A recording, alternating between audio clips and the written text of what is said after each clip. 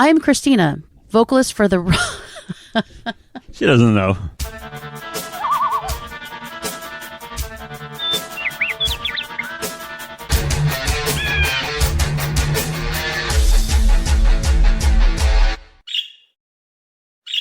This is What the Flock Radio's Birds of a Feather. We are an indie music focus show rife with witty, fuck-laden, insanely interesting, and unhinged banter. Our thematic submissions will confuse, infuse, and delight you, while our fascinating fun features fluster, flummox, fulfill, and thrill you. And who am I? I am Christina, the vocalist for the rock band Ascent. That's ASNT. You can find us on your favorite music platforms by searching ASNT and ASNT Rocks. Well, I must go right into it, and I need you to prepare because I got a really good who dat for you this time. Are you ready? Ready. Since 1968, I've appeared on the cover of Rolling Stone more than 20 times. I auditioned for the film Rocky Horror Picture Show, but lost the title role, actually, to Tim Curry. I almost started a record label with Paul McCartney. I almost appeared in A Clockwork Orange. I love ballet. My body count is estimated at about 4,000, but I'll never tell. I provided backing vocals to a hit song in 1972 that some speculate may have been about me. In 1969, I released 3,500 butterflies in honor of a former bandmate at a show. Martin Scorsese directed a documentary film about my band. Beginning in 2021, we have phased out a controversial but wildly popular song from our concert set lists. Okay, well, I feel pretty confident about this one. I had a feeling. Because, Martin Scorsese really kind of nailed it down, but I had made up my mind before that. Yeah. There was just too much going on there. And I'm thinking, for some reason, I'm thinking Russell Brand. I don't know, for some reason, Rocky Horror, I mean, I can picture him auditioning for Rocky Horror, totally, And I'm like, this, okay, yeah, body count, yeah, him. But wait, Mick Jagger. It's Mick Jagger, yep. So I thought that was kind of fun. I knew you were going to get it. I pulled together a whole bunch of different things, but there was no way. So that was kind of tailor-made for you. I've had some hilarious misses before, but this was easy. Yeah, that was easy. All right, so then who are you? Oh, well, I'm the guy who just totally nailed who dat for once and didn't make a fool of himself for a change. Professor P. Soup, international rock legend, radio savant, and amateur wildlife photographer. And also, actually, I don't know, actually. I can only tell you one thing. Oh. That this is a new year and everything, and we're starting off, and, well, I have a personal resolution never to cut my own hair again. Oh, my God. Or Christina's going to show me the pictures last time. It was a travesty. He took scissors to his own hair. I don't know what was so wrong with it. Let me go and pull those up again if you need to. No, it's okay. It's okay. On with the show. So anyway, my hope for the new year, well, I'm carrying over hope from before and still holding out. I hope that the human race will wake up collectively, finally, as one and realize that rap kind of sucks ass, But also, I got a new one, as I'd like to see the return of contraction. This is the curmudgeon rant for the day. The return of contractions. And I don't mean the pre-birth kind. They're going to probably carry on anyway. I mean the kind involving apostrophes. Like I'm tired of hearing... won't, yeah, isn't. They weak, she mid, we ballin'. We're sick of that shit, okay? Anyway. They is mid. Yeah, that's better. You're over your limit for pauses. Pauses are fine. It's those damn restarts that are a problem. You have to cut out the pauses as well. I will cut out the pause, but not the reference to the pause. No, you have to cut out. You have to cut out both the pause and the reference to the pause. The pause will be implied, and now this discussion about the pause and the reference to the pause that must be gone. You must strike it from the record. The pause, the reference to the pause, and the discussion about the reference. The clause pause. I like the. We can't cut all that now. It just gets snowballs more and more. It snowballs into complete bullshit. All right, then it's pre-title sequence. Fuck. No. Nixing that idea. Random thought I had today I'm going to run by you. Did you ever, accidentally swallow some mouthwash, you're not supposed to, and you think, wow, so shit. this is how I die. Yes. And then you're immediately frantically You're looking like, up information. oh, yeah, what do you're I like, got to do? Hello, poison control? Yes. I did the thing I'm not supposed to do. Does it have fluoride in it? When I was a kid, they said if I swallowed fluoride, I would die. I remember all that. Good. So it's not just me. Okay. No. Let's see. See, we're doing it again. The pause is fine. That's it. No, there's no. If I can't have a restart, you can't to the have pause. The restart is the pause is fine. It's the restart that's a problem. If you don't have to cut the pause, it wouldn't be a problem. But you have to cut the pause. And somebody wrote the other day and said the show reminds them of Fetch, and I can only conclude that they mean the show's not going to happen. Well, we showed them wrong, all our new viewers. Here it is. Well, I'll have you know, first of all, we are happening, and Fetch would be a serious upgrade from a lot of the dipshit phrases I can name today, but we won't get into that. Christina's probably going to mandate that we use one of them any moment now. Probably, yes. That's what usually happens around now. That's what's coming. All right. Okay. So what now? Carry on. Well, you have to tell them about the current theme. Where is that written? No, it's not written. It's something that you remember. It's is that just something that I remember? Yeah, it's in your head. So what is it? What in the elder abuse is this? Okay, let me see. My God. Sorry, just thinking aloud, Yeah. I can edit that out, I think, if I remember. If you need help, blink twice. Blink twice. All right, well, I think this is the part where I talk about the theme or something. Yes, that's what I mentioned. And this one, the theme is title fight. I thought it was title is fight, and I'm like, oh, no, it's title fight. Okay, title fight, Volume 1. How's that? We're going to get title fight Volume 2s. Mm-hmm. Here at BOAF, we are firm believers that song titles matter. Yeah, baby. Common, crazy, or crass, they matter. So Christina, loyal to the game always, scoured email submissions in Bandcamp in search of tasty, tempting titles and was not disappointed. You will hear the titles that enticed her to click and listen. For now, she will share some honorable mentions. Yes, so this was really fun. So instead of captivating covers, I went for a title fight. Sorry. Are you ready for some honorable mentions? I want to see this response coming out. So these are actual titles of songs that are out there. So here's one. 7 Songs for Spiders. There you go. There you go. Hypochondria of the Machine. A song about me. Yes, hypochondriac. Okay. Casually Smashed to Pieces. Nice. Casually. Mm-hmm. Petitioning the Empty Sky. Wow. Yeah. With Love from a Padded Room. Ooh.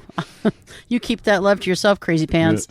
Honey from a Winter Stone. That's got to be Alice Cooper inspired, that one. The padded room thing. Honey from a Winter Stone? Yeah. Damn. A Cast of Flowers. Nice. Curses and Prayers. Nice. March of the Unheard. Oh. And I'm going to finish with Ministry of Wish. Oh, how nice. Yeah, so there's some really great titles out there. Nothing mundane there. All really like, oh, whoa, what's that?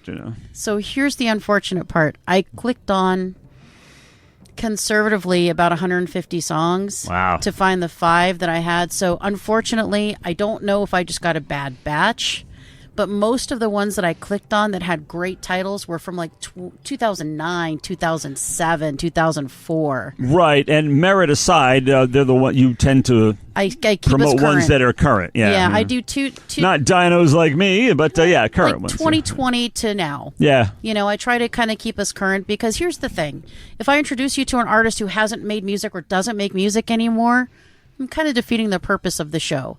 I want to introduce you to new artists and for you to follow them and stay with them throughout their career. I don't want you to, this person hasn't recorded in 20 years. Well, shoot. As much as the retired artist might like it, it is better to support the ones who are currently working. I mean, I understand. And if that other artist wants us to really, focus on them, they need to release some new music. Yeah, because we want to keep it current here.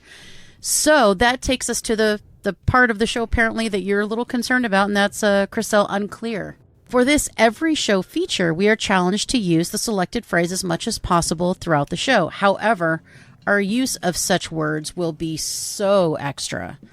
Now, this time, again, keeping with our British edition, and again, we're thinking, this is Scouse we're talking about, Liverpool slang, right? So again, we're thinking the Beatles. This time it is sound. That's totally sound. Well, sound means awesome. I remember another time recently there was a great one that we had. It wasn't a great one. Yeah, it was it might have been a sort of a new one, but it was one that I can relate to the old days. And this one, I love it. Sound. Oh, that's a great one. That's sound. Nothing painful here.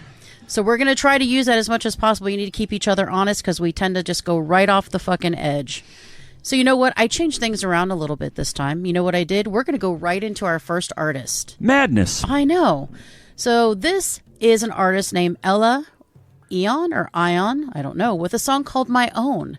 This album, which is called Waiting, we will be hearing My Own from that album, which was released in 2023. So again, she's doing new music all the time, and I want to take a quick listen to a great track, I believe, at least the first 15 seconds, called My Own.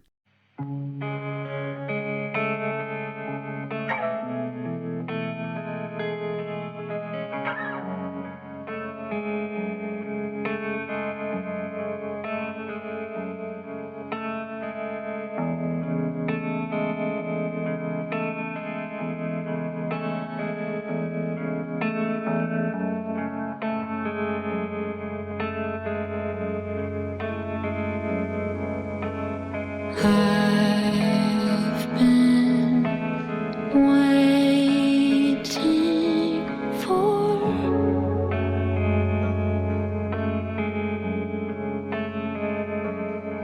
something.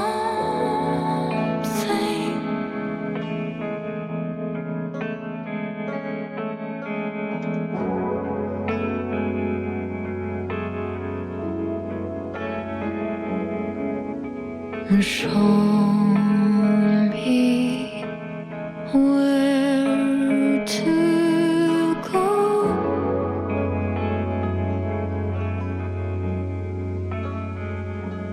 My eyes are closed and I don't know.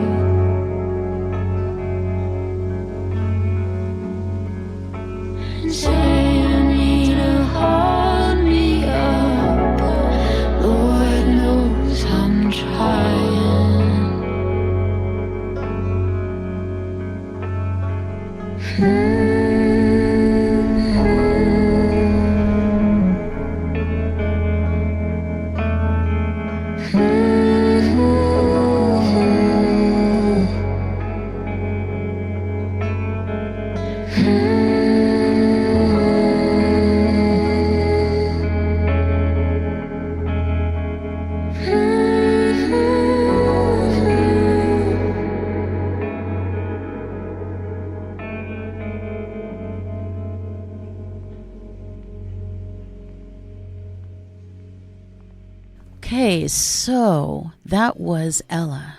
My goodness. What do you think?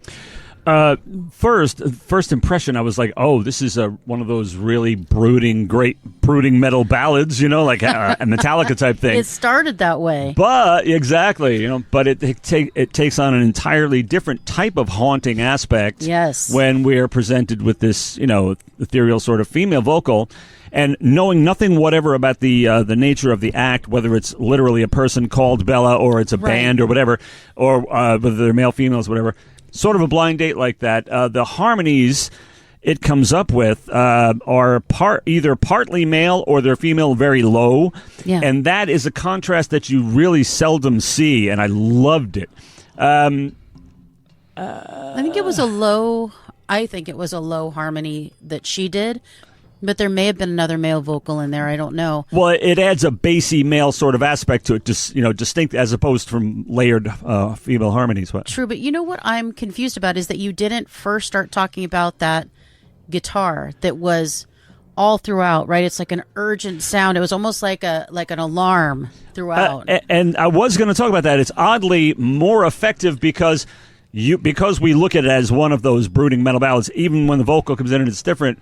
But I was going to mention that it's oddly more effective, the fact that it doesn't ramp it up as you expect it to appreciably. It just kind of goes along. As a standalone track, it's fascinating, and it makes you really wonder what else they've got up their sleeves, because if they didn't decide to lay it all down on that one, maybe they're doing it on another track, and that one gives you reason to expect something great, There's a lot of restraint that I hear going on. I mean, Yes. I feel like she could do a lot, and she's holding it down, and I really feel like there is this, I don't know how to say it, it's like slightly dissonant and haunting, but then the vocals also feel sinister to me, yet they're a little like kind of like a misleading or scary lullaby. Like, Yeah. I don't know. It's just... It's unsettling. It's ready to blow at any moment, and it could. doesn't. Yeah, it doesn't. And that's the thing where you go, ah, okay. maybe it's the next track. Yeah. Maybe it's the first one. Right? It didn't feel like it should end yet. No, no. And I like that. Like, they left us wanting more. I was surprised it did. I didn't notice the time, but I was surprised that it ended. I was expecting some big, Nope. blowout, but no. No. It's weird how, in perspective, it might be much more effective that way, it seems. Right? Yeah. It was just, I don't know, it was very powerful and oddly disconcerting in all of the best ways. I loved it. So, Ella Ion. So, how do you find Ella? Well, on Instagram at ELLA.ION. And that's just one song off her 2023 Waiting debut album release. So this is her debut album. So lots more to come from Ella Ion. So we realized today when we got together that something kind of funny happened. Not And a what problem, is though. that? No, not a problem. Just something that has not happened yet. And speaking of not happened yet, I kind of feel like we have to stop for a minute because we didn't talk about the fact that we have a very big anniversary coming up. This is the time when we mentioned the anniversary. And Well- what anniversary were we talking about? Birds of a Feather on February 14th. Do you know how many years it is? You're You're going to do some quick math? 5 años? Um, 5 years. No, it's so- 5 years. Well, that's a long time. Oh, you're looking like, no, dude, it's more than that. Yeah, It's no, like, that's a what, long did I forget time. our anniversary? No, it's 5 years. 2020, no. 2020. Wait. Yeah, 2020, Valentine's Day, yeah. Yes, so that's a pretty big deal. Yeah. That's a pretty big deal. We were in Hollywood, and the show was premiering. That's right. For the very first time. It was pretty amazing. Not that there's any connection between the two. Make it sound like a big deal. I know. we happened to be in Hollywood. We were in Hollywood that Had night. that nothing our to do with the debuted. We had no viewers that night. Nobody fucking knew except like 6 people. So, but here we are, man. I can't believe it. 5 years later. And wow. We haven't run out of ideas yet. I mean, I could be coming. I'm not sure. But we haven't run out of any ideas yet. And you still sort of like me, I think. I was going to say, speak for yourself about the ideas, but of course I like it. Okay, good. And yeah, what happened this week that was so funny? Well, here it is. Both of us unknowingly selected the same feature, which literally has never happened in the history of the show, and that's 5 years, as you now know. Even though we talk many times every single day, and it's been 2 whole weeks, we did not ever decide to share what features we were doing. And I don't know why. And I was just saying to her earlier, I was saying, now, what we should really consult about that beforehand, lest we pick the same one. And we did tonight. Whoops. Oops. Yes, the description of the feature, as I recall, was... For this feature, we discuss covers of songs that either rival or are better than the original. And this goes to show the perils of not reading the feature description before you decide to do a feature, because... Now, what I have is not one of those, but it's at least about Albie. Well, maybe she'll get it right, and it'll be like a different feature altogether. What the hell? It's fine. So then we didn't do the same feature. No. We did the same feature. It's just I'm talking about ones that don't really rival the original or better okay, than that's all. okay. It can go either That's way. fair game. Fair game. Fair game. Totally in sync with the bylaws. Yeah. All right. Okay. Yes. All right, and this one concerns. So mine. Oh, yours. Oh, Yeah, 'cause I'm please take her first. away. So mine is Hoagie Carmichael with Georgia. Wait a minute. What? Georgia on my mind. So the original, it was jazzy, bluesy, smooth, with the horns and piano providing the soul. It was slinky. It was sexy for the time. It certainly was. It didn't move me or make me wish I were Georgia. Huh. Instead, it reminded me of why I love big band jazz and new and old crooners. I can see folks out for a night on the town in the 1930s, dressed in their best, dancing in joyful circles. And I will say, I love those runs that are speaking back to the vocals. I love it when songs do that.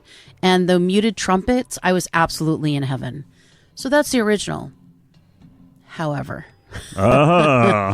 Ray Charles delivered a soulful, jazzy, bluesy, and emotional rendition that moved me profoundly the first time I heard it and every time thereafter. It is an old sweet song, isn't it? It is. Where his voice, there are porn stars, you know, in his voice. Oh, fuck you. I don't know. Porn stars in his voice. He had the voice of a... He sang like a porn star. I don't know.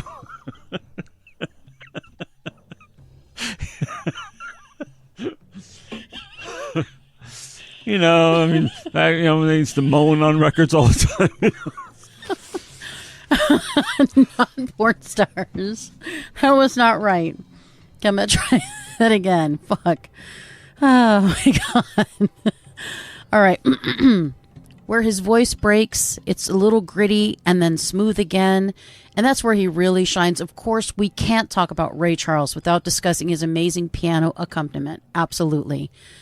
So in short, it took me, Georgia, and generation after generation to church. Hands down, Ray Charles did it better than Emu. All right, okay, fair enough. They often do, strangely enough. Oh my gosh. We have some contentions about them in the past, but they often do. I would say... Are you going to say something about this, I just said? No. I thought about it. It's like, am I supposed to say something about that? No, but no. You can say... I don't want to. What was that? I don't want to.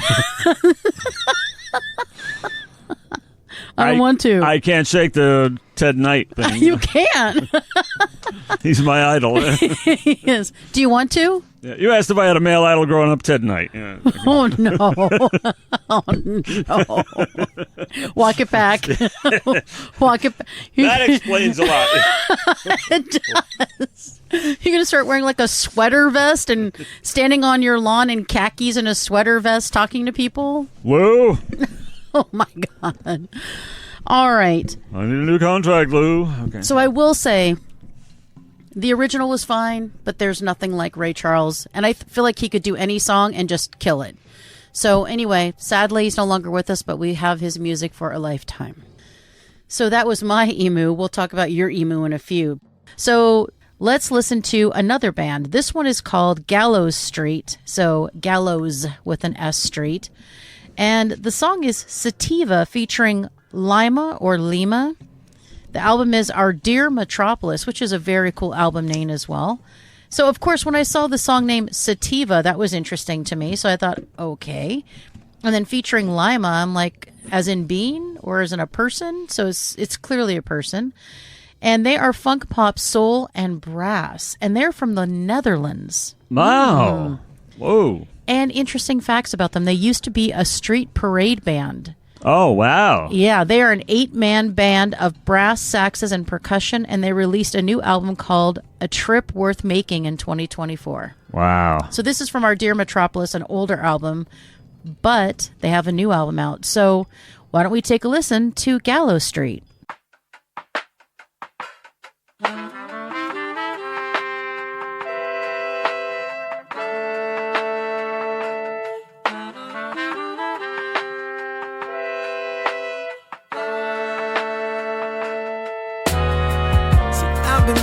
For some peace of mind, but I just can't calm down. It seems these days so hard to find. Well, I just can't calm down. Well, if there's one thing that I'm trying to gain before I run out, I really need to reel some in. Finding peace in times where troubles reign. Well, I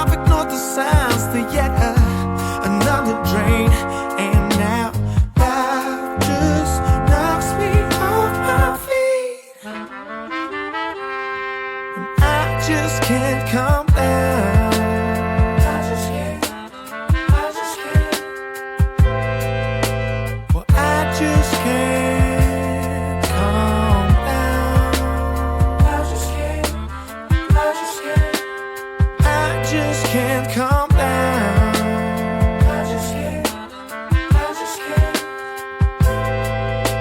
And I just can't calm down.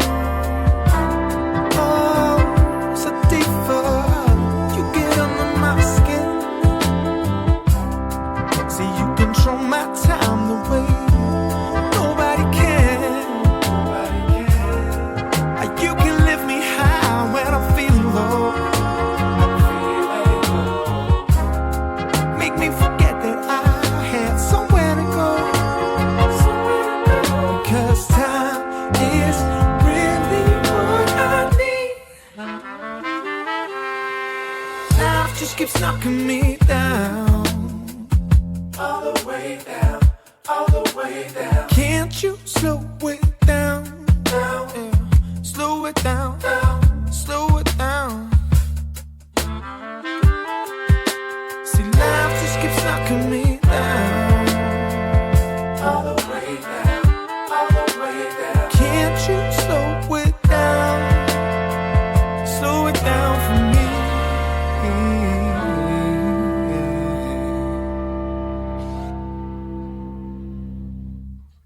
Well, I'm having to catch my breath. I don't know about you. Wow, Gallows Street. What is there to say? And I'm assuming Lima is the vocalist. I'm assuming that featuring that vocalist. That's what I'm assuming. So that's amazing. And a brilliant vocal it is, too. I mean, and wait, you say your piece first. No, you go first. All right. I was going to say, first of all, as you said, Our Dear Metropolis is a great title for an album. It's intriguing. So is Gallows Street as a band name. And so is Sativa as a song name. And so is Sativa as a song name. Well, that I'll get to that. I'm not so sure about that. But yes and no. But what? But it is. The whole thing creates this nebulous urban motif in your mind. And it's just this beautiful city thing. And then there are these slapping drums. Oh, yeah. And this awesome discordant street corner jazz horns. It is just a gorgeous thing. It is like, it reminds you of like really bold, adventurous shit like Parliament and Steely Dan and all that crazy stuff. It's wonderful. And yeah, we don't know for sure. It's kind of a blind date thing. We don't know who's who here. We don't know if Lima or Lima. It is not spelled like the bean or the capital of Peru, so we don't know how to say it. I don't know for sure. Probably that was the idea, but it doesn't know which. I don't know which direction to go in. I have no idea. I would assume if that is the vocalist, or maybe he's doing something else. I don't know. But since it is a street band, and this is a backstory we have never heard before. No. I mean, an act that we like enough, or she likes enough to put on here, and that we're very enthusiastic about. That, I mean, they have all kinds of background, but a street like band type thing. You're picturing New Orleans, you're picturing the jazz, the funerals and all that shit. I mean, it's fantastic stuff. For sure, it was. And wow. The vocal is just classic, gorgeous, old school soul vocal. Wasn't it amazing? You could, if you could so easily believe if someone told you that this were just some lost track that was big in only a certain part of the country where you didn't live from the 70s, you would totally believe it because it has all of that. And it does. And it is interesting about the Sativa thing. Yeah, but funny, these days, whenever all we hear about is weed, but That's true. But from whom? Completely, in many cases, totally uninspired and uninteresting rappers. But it's interesting to have it associated with something that is funky and that is soulful. Yeah. And you're going along, and it's like this really groovy thing, and then the bass comes in, it really stakes its claim too. Oh, fabulous. And this is the kind of thing I grew up. It's this fusion of jazz, R&B, and soul. Yes. It's like a time capsule back to that era of like the Midnight Special and Soul Train and all those great groups that were on there. I love that there's also some staccato that happens, right? There's some staccato on the horns. I think the horn treatment is amazing. There's some dissonance in there, and I always love a good, healthy little bit of dissonance. And I like that sometimes it seemed almost at odd with the vocals, and I really like that. It's really, really tasty. And there's also a call and response with the vocals that I really like, right? I love the call and response thing. There's a conversation, whether the call and response is vocal to vocal or vocal to instrument. Yeah, I'm in. yeah. I love it. So I really liked that too. But I'm, again, I don't listen to a lot of the songs, so I'm so pleasantly surprised with this one. I had no idea. I just knew that I liked what I was hearing in the beginning, and it really blossomed and was amazing. And I can't wait to listen to more. But I did notice that they're instrumental, so this must just be a one-off, maybe with vocals. Or an occasional thing. And I'm assuming that in that case, that this Lima Lima, we would love to pronounce your name right because you're really great you're if that's who you are. amazing. Whatever you do on this track, you're great. But Yes. I'm assuming it's vocal. And that all those, what begins as a clear, gorgeous, soulful lead vocal also ends up with a fantastic group vocal as well. And this is just a master.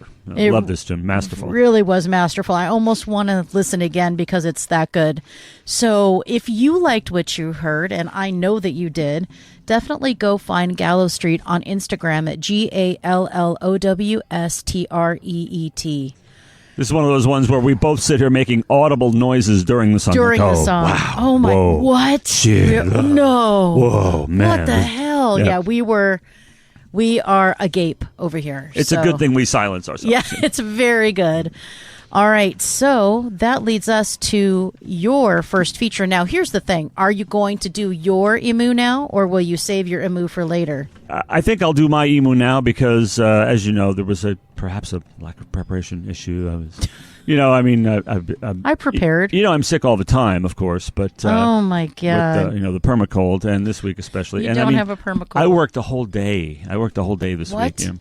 So I will. I worked we a can little get through this this week. with your able assistance. We can get through this. But this is going to be one we're going to We've bounce got this. happily back and forth. And you know why? Because it concerns artists, or actually two artists, either side of the emu teeter totter here, that actually we both appreciate. Oh, really? Indeed, All we right. do. All right. And the song in question is called "Turn the Page." Oh, and that would be originally recorded, and I did not know this until today. We learned so many interesting things this way. Recorded by Bob Seger in 1971. Hell yeah. One, no less. Released on the Back in 72 album, which you can't even really stream anymore. I mean, it's not even, it's one of those obscure things. But the live version, it was not really released as a single until the live version that we all know, because you can hear the audience, you know it's live, on the 1976 Live Bullet with Bob Seger and the Silver Bullet Band. And that was became a real mainstay of album-oriented rock stations to this very day, obviously.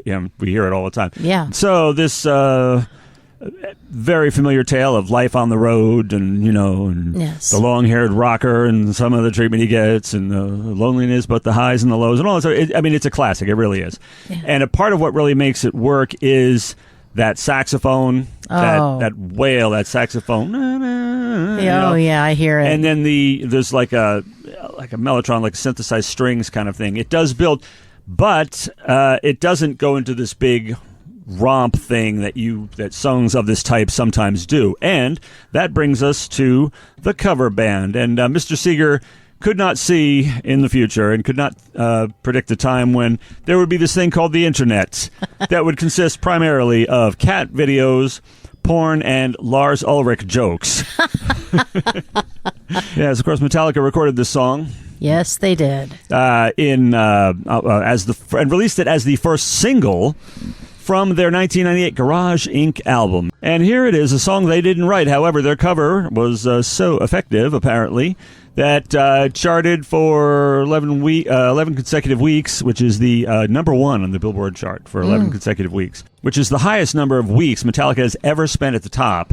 Damn. Until tied with Lux Eterna in 2022. So we're talking about from 98 to 2022, and they got back to that. That's saying something. And I remember hearing this story. The fabled Lars Ulrich. The fabled. The much maligned. The much maligned Lars Ulrich had heard the original song while driving across the Golden Gate Bridge. Hello, toy boat. You actually didn't need to restart. That was great. Toy boat. Oh, nice. It Use was. my line against me. It was. Lars Ulrich had heard the original song while driving across the Golden Gate Bridge and later commented that he thought It had Metallica frontman James Hetfield all over it, you know. As far as what Seeger thought of the song, when asked about it, he said, I loved it. They told me they were going to do it, of course, and I loved it. I really liked, this is the funny part, I really like the drums, especially. There it is. Like I said, he couldn't see the future. No. And it's like he might have thought twice about letting. However, they had a big hit, and he wrote it, so there you go. That's right. That's a big pay for him. Not that he's a legend, of course. He's a legend. Especially because he said about the drums, our drums are really simple. Actually, it is kind of, but that's the song. Was Ringo on drums? Is that why it was simple? Well, it was a very slow build and everything, but it doesn't go. Like I said, it doesn't go. So here's Metallica doing a double album of covers, and some of the stuff you might expect to play, like heavy stuff like Queen, Stone Cold Crazy, Black Sabbath, Sure. Sabracadabra. Sure. But there are surprises like... Turn the page? the Boys Are Cult cover, they chose Astronomy, which is Okay. at least a mellow tune, at least in part. Of course, it goes guitar crazy, obviously, but... and Lynyrd Skynyrd, Tuesday's Gone. Who would have seen that coming? I mean, that was a big surprise. And one of the biggest surprises of all was this Turn the Page thing. And honestly, for a minute or so, it's okay, but I'll be completely honest. Metallica sort of runs it into the ground. It's a little too long, and it starts off... I mean, it's nice when he's singing low.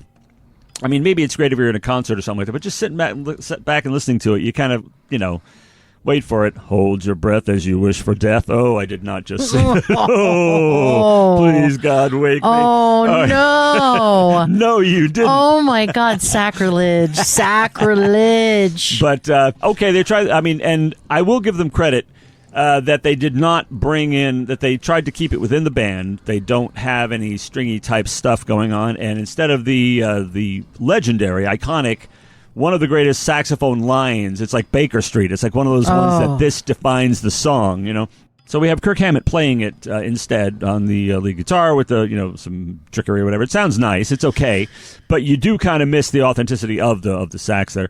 But generally, and when, like I said, when Hetfield sings it low, it's pretty good. But then when he starts the famous growl, it doesn't really work for this song the same way, So, me personally, and I'm hoping you're familiar with both of these. You love both of these acts, as I do. And personally, it definitely was not a case of doing it better than Emu. But what do you think? So, I love Metallica. Yeah. I love Bob Seger. I find Metallica's version of this song to be cheesy and trite. Big hit though it might have been, I would have to agree. I mean, first I heard it, it was like, okay, this is good. I like that they're taking this on and everything. But I listened to it again recently for the show, and I thought, oh yeah, that's. It just didn't do anything for me. I wanted it to, and I guess if you never heard the Bob Seger version, maybe it makes you feel better. But because I know the version that to me is, as you mentioned, far superior, it just didn't do it justice, and I didn't think they departed from the original enough for it to feel like a Metallica song to me. But apparently I'm not in alignment with most of the people out there, because obviously it was a huge hit and people thought it was very Metallica, but for me it was just contrived.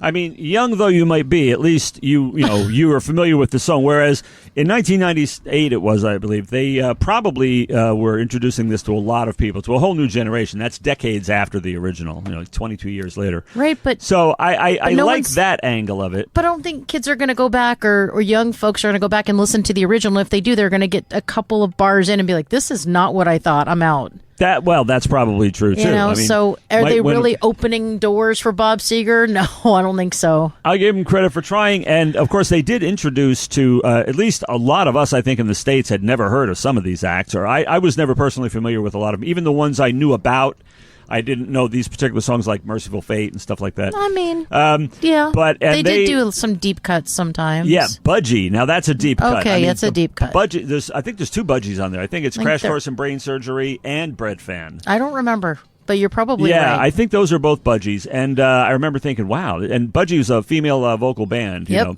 And huge where they were. And we didn't get them here. And it's like, wow, they totally kick ass if that's their stuff, So, and honestly, we pretty much always side with the original, but not in every case, obviously. You don't. I I'm don't. more of a... She pretty much does. Except in this, the My Emu case, I did not side with the original. And I thought of another one today that I was flip-flopping back and forth and doing, and I was Just wondering... throw it out. Let's talk about it. Okay, we can just mention it and talk about it maybe Let's another time. just do it. Okay, how about Al Green's Take Me to the River versus Talking Heads' Take Me to the River? Ooh, heavy shit. Ooh. Now the whole audience is going, oh, wow. Fuck. Mind blown, dude. Ooh. I mean, all right, you can. It's easy to be reactionary about the Rolling Stones doing "Ain't Too Proud to Beg," but Talking Heads doing "Take Me to the River" ain't no joke. I listened to them both today, and I thought, okay, I definitely got some thoughts about that. But yeah, that's for another time, perhaps. So that's you need to do that one. That's that's a really good one. That's a good one. That's a rough one. Yeah. That's one of the closest contests we've had, honestly. Al Green and Talking Heads, the brilliance of both, God, okay. You've hurt my head. I can't take anymore. I broke your brain. Christina's brain is broken. I'm sorry. That's a good one. We have to do that one. Okay, I gotta move on from this because I can't handle it. But yes, I'm sorry. It's so much. All right, so let's talk about another artist, and this artist is going to be one that you're going to love, and it's different, but we're talking about doomgaze this time. So we talk about shoegaze a lot, but this is doomgaze from Shed from the Body. That's the artist name, Shed from the Body, with a song named Sungazer. I was like, Sungazer? The album's name is Whisper and Wane. How cool of a name is that? Wow. You don't hear Wayne enough in songs. No, Whisper and Wayne, And again, this is another person, not from the United States, from Finland. And she released Whisper and Wayne on January 17th of this year. This is hot off the fucking presses. Way hot. So, let's take a moment and listen to Sungazer.